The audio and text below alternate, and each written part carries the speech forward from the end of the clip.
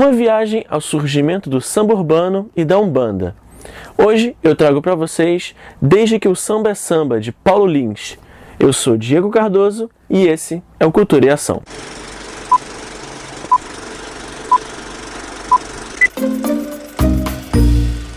No ano de 2016, celebramos o centenário do samba, um patrimônio da cultura brasileira com raízes africanas.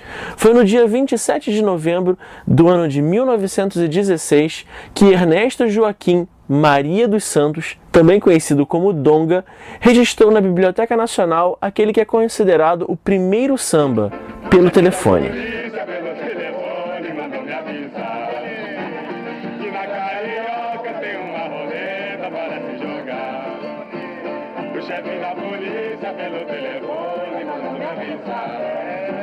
Reza a lenda que pelo telefone foi criado em uma das famosas rodas de samba organizadas no terreiro da Tia Ciata, que ficava localizada na Praça 11, próximo ao centro do Rio de Janeiro.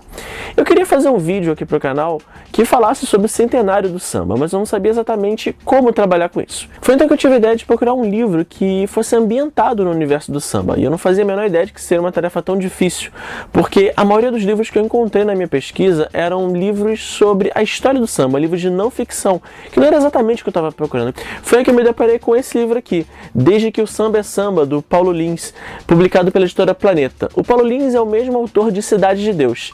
E quando eu li a sinopse, eu tive a certeza que era exatamente o que eu estava procurando. Desde que o Samba é Samba é uma mistura de ficção com realidade. É ambientado no bairro do Estácio, na década de 1920, e tem como personagens grandes personalidades do universo do samba.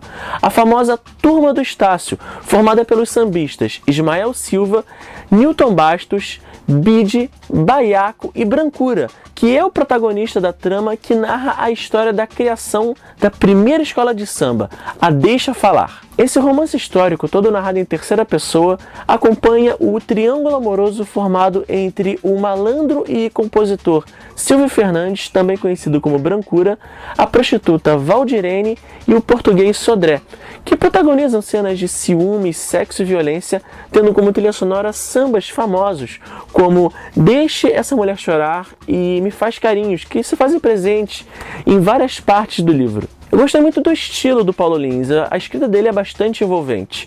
Eu consegui me sentir transportado para Estácio dos anos 20, que é o berço do samba, visitando cenários famosos como o Baixo Meretrício, a Praça 11, o Bar do Apolo, o Terreiro da Tia Ciata, dentre tantos outros cenários que são descritos nas páginas desse livro, que é o resultado de uma pesquisa de mais de 7 anos do autor.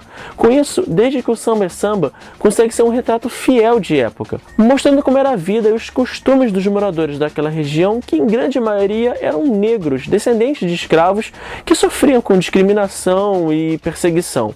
Aliás, naquela época, religiões como o Candomblé e a Umbanda, com raízes africanas, eram oprimidas e o samba era considerado um crime, repreendido com violência pela polícia. O livro tem uma linguagem bem peculiar, que reflete o período em que a história é narrada.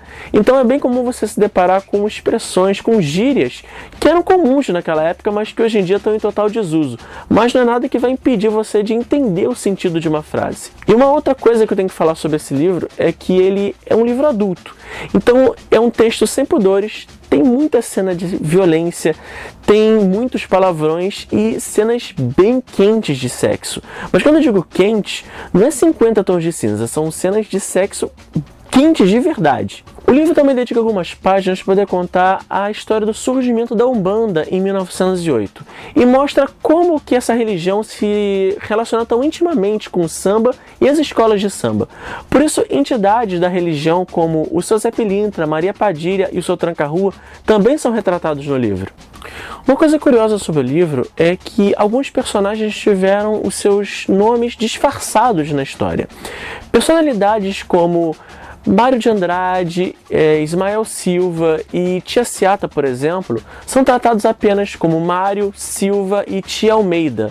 O próprio protagonista, o Brancura, não tem o seu nome de batismo Silvio Fernandes revelado no livro. O motivo foi, sem dúvida, poder evitar processos judiciais por conta das polêmicas levantadas pelo autor nesse livro, como, por exemplo, falar abertamente sobre a homossexualidade de Ismael Silva e de Mário de Andrade, ou relacionar o nome de algumas dessas personalidades a práticas criminosas como roubo, tráfico de drogas e cafetinagem. Mas vale lembrar que desde que o samba é samba, apesar de baseado em fatos reais e personagens reais, é um livro de ficção. Portanto, depois da leitura é interessante você fazer uma pesquisa para descobrir o que há de real e o que há de ficção nessa história. Se você gostou desse vídeo, não deixe de curtir e compartilhar e de se inscrever aqui no canal caso ainda não seja inscrito. Até o próximo vídeo. Tchau, tchau.